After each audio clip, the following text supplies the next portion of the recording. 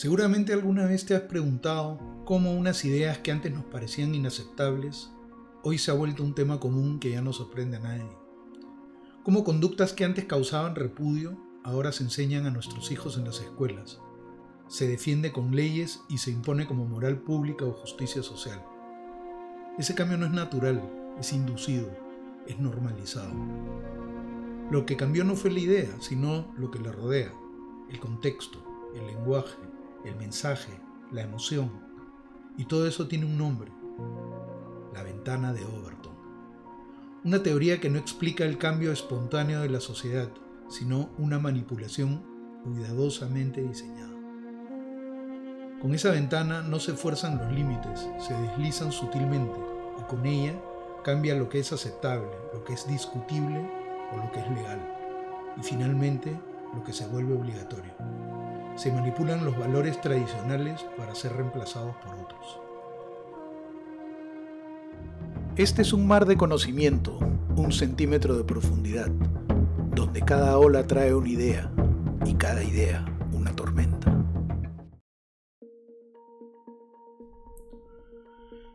Joseph P. Overton propuso en los años 90 una idea preocupante. Toda sociedad acepta un rango limitado de ideas. Todo grupo humano puede manejar más o menos una escala estándar de valores que sostiene la cohesión social. Fuera de ese rango, las ideas se consideran impensables, peligrosas o ilegales. Ese rango, ese límite, esa frontera es la ventana de Overton. Pero el arte está en que esa ventana, esas fronteras pueden moverse, no mediante debates morales, estudios de ética ni conciencia, sino con propaganda, repetición y sobre todo con manipulación emocional. Así es como se introducen nuevas leyes, nuevas ideologías e incluso escándalos que ya no escandalizan. Mediante ingeniería social, las ideas y valores fuera de esos límites siguen una secuencia que las vuelve aceptables y en muchos casos políticas de Estado. ¿Para qué se usa la ventana de Overton? Para cambiar valores sin que parezca una imposición, para redefinir conceptos básicos como justicia, verdad, libertad o incluso lo que es un ser humano, para acostumbrar a la gente a la corrupción, al abuso, a la mentira, para reemplazar el pensamiento crítico por una moral diseñada desde el poder, para introducir y legislar ideas extremas en el debate y volver más aceptable las medianamente extremas. Pero la ventana se mueve con técnicas, con ingeniería, con psicología. Esta teoría estableció varios pasos. Primero, se siembra una idea radical en la cultura pop, en una serie, en un libro, en un influencer. Al principio parece escandalosa, pero se repite constantemente, se busca normalizar. Luego se vuelve una moda, una tendencia, para después convertirse en un derecho, siendo aceptada. Es así que en su siguiente etapa se presenta como antiético o una intolerancia no aceptarla. A los que disienten los cancelan, los tachan de intolerantes, de fóbicos o fascistas. Y por último, se legisla. Es ahí donde disentir ya no es intolerancia, sino un delito. ¿Qué herramientas de psicología social se aplican en este proceso? Primero, normalización progresiva, pequeñas dosis hasta que ya no impacta. Luego, lenguaje manipulado. Al redefinir conceptos cambian las percepciones. Apelación emocional. Si te opones, eres cruel. Si es una necesidad, es un derecho. Repetición mediática. Todo el sistema cultural repite el nuevo mensaje. Y luego, estigmatización del disenso. Quien discrepa se convierte en enemigo moral. Entonces, lo que era impensable ahora se discute, lo que era absurdo ahora se respeta, y sin darte cuenta, aquello que creías firmemente ahora es lo inaceptable. La ventana de Overton no es solo una teoría, es una estrategia activa que ya ha sido aplicada con éxito en diversas áreas de la sociedad. Su ejecución no depende de un único país, sino de una serie de tácticas universales que operan en distintos frentes: la educación, los medios, la justicia, el lenguaje y la cultura. Uno de los primeros lugares donde se intenta mover la ventana es en las escuelas, cambiar lo que se enseña, cómo se enseña y sobre todo lo que no se discute.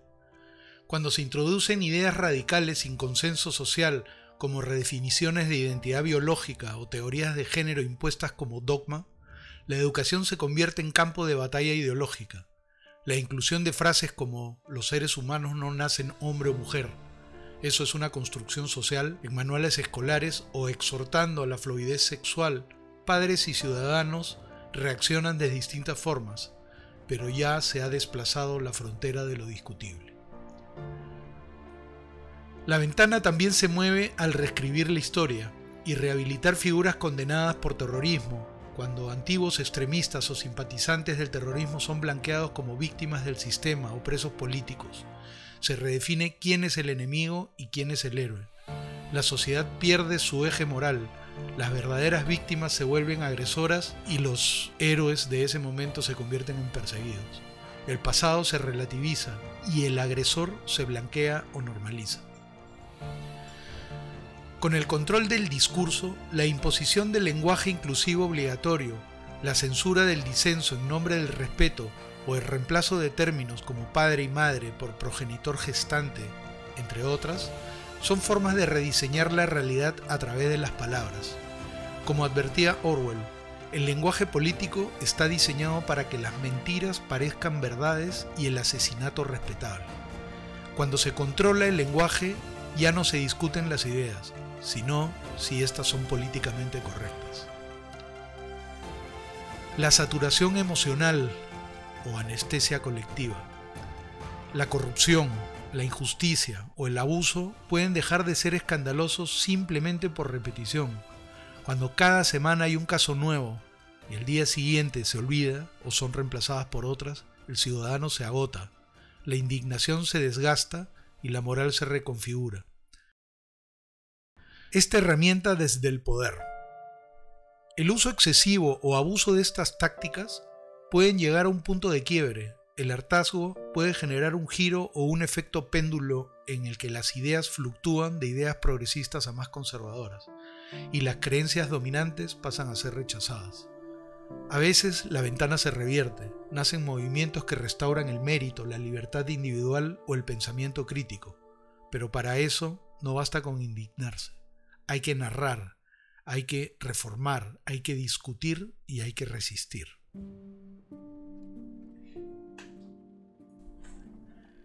La manipulación de nuestras mentes ha sido estudiada. Las ideologías las conocen y las usan para manipularte. Desde Roma hasta la Guerra Fría y de ahí al neomarxismo. La ingeniería social ha sido perfeccionada. Hoy la vemos en pantalla disfrazada de virtud. La ventana de Overton es una herramienta poderosa. Puede usarse para liberar o para someter. ¿Y si pensar diferente ya fuera ilegal y no lo notaste? Mañana puedes despertar y descubrir que lo que piensas ya no está permitido. Si este video te gustó, por favor dale like y comparte. Y así podremos compartir más contenido para ustedes. Muchas gracias.